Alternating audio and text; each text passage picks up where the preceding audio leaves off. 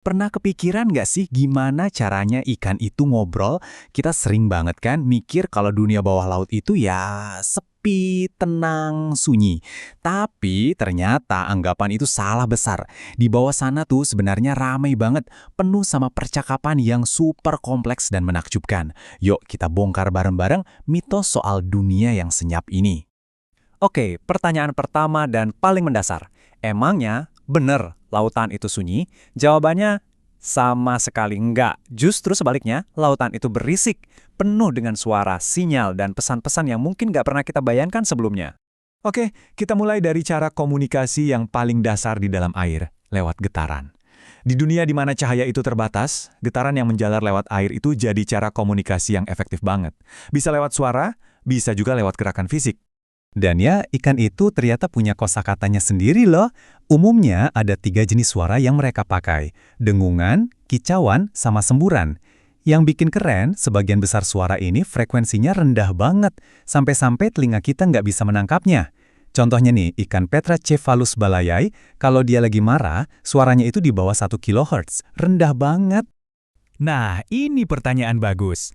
Nggak semua ikan kan bisa ngomong. Terus gimana dong? Apa mereka diam aja? Oh, tentu tidak. Mereka punya cara lain yang nggak kalah cerdas. Jawabannya ada di bahasa gerakan. Salah satu cara yang paling umum itu dengan menggetarkan kantung renang mereka. Itu loh organ yang biasanya buat ngatur biar mereka bisa ngapung. Nah, getaran dari kantung renang ini menciptakan gelombang di air yang bisa dirasain sama ikan lain. Jadi mereka bisa kirim pesan tanpa ngeluarin suara sama sekali. Cerdas banget kan? Oke, dari getaran, sekarang kita pindah ke indera yang lain. Komunikasinya jadi makin kompleks nih. Kita akan lihat gimana ikan menggunakan sinyal yang bisa dicium dan dilihat. Ini adalah dunia komunikasi kimia dan visual yang luar biasa. Komunikasi lewat bau atau kimia ini ternyata kuat banget. Kita ambil contoh ritual kawin ikan zebra. Si betina bakal ngelepasin feromon, semacam parfum kimia gitu ke air. Si jantan dengan penciuman yang super tajam langsung bisa nangkep sinyal ini dan tahu harus berenang ke arah mana. Bahkan nih, ada yang lebih ekstrim. Beberapa ikan ciklit pakai urin mereka buat ngirim sinyal agresi ke saingannya.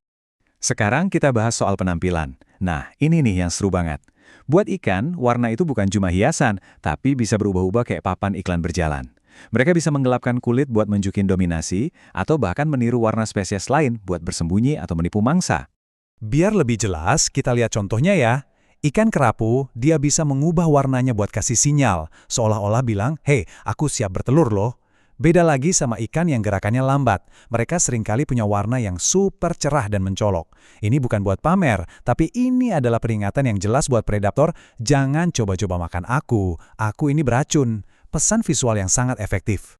Oke, kalau cara-cara tadi menurut Anda sudah canggih, coba tahan dulu. Karena sekarang kita masuk ke metode komunikasi yang rasanya kayak keluar dari film fiksi ilmiah atau komik superhero. Inilah kekuatan super yang sesungguhnya dari dunia bawah laut. Di kedalaman laut yang elapnya pekat banget, beberapa ikan punya kemampuan super, bioluminensi, alias kemampuan buat menghasilkan cahaya sendiri dari tubuhnya. Caranya, mereka pakai organ khusus yang namanya photophores. Ini kayak lampu-lampu biologis kecil yang tersebar di tubuh mereka dan bisa nyala. Coba deh, bayangin sejenak. Kita lagi ada di lingkungan di mana nggak ada setitik pun cahaya matahari bisa masuk. Gelap total. Di situasi kayak gitu, kemampuan buat menciptakan cahayamu sendiri itu bukan cuman keren, tapi jadi hal yang krusial banget buat bertahan hidup. Mereka jadi satu-satunya sumber cahaya di tengah kegelapan abadi. Terus, buat apa cahaya ini? Nah, pola bintik-bintik cahaya di tubuh ikan itu bisa berfungsi kayak sidik jari. Jadi mereka bisa ngenalin satu sama lain dalam spesiesnya. Selain itu, cahayanya juga dipakai buat komunikasi antar spesies, entah itu buat menarik mangsa atau malah buat kasih peringatan.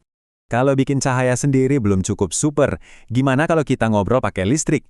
Yap, Anda nggak salah dengar. Beberapa jenis ikan berevolusi untuk bisa mengirim dan menerima sinyal listrik.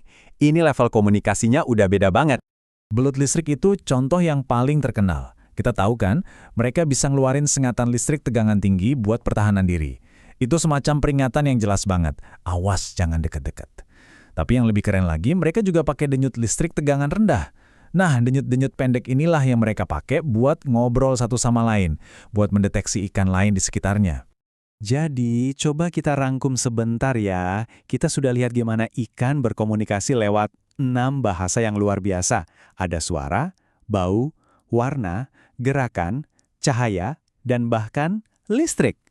Jelas banget kan kalau dunia bawah laut itu jauh dari kata sunyi? Jadi, lain kali kalau Anda lagi di dekat akuarium atau mungkin lagi snorkeling dan lihat ikan, jangan cuma anggap mereka sebagai makhluk yang berenang tanpa tujuan. Coba ingat lagi semua cara komunikasi yang rumit ini, dan coba pikirkan, saat Anda melihat mereka, kira-kira apa ya yang lagi mereka obrolin satu sama lain? Mungkin lagi ada peringatan, undangan, atau jangan-jangan lagi ada argumen yang terjadi tepat di depan mata kita.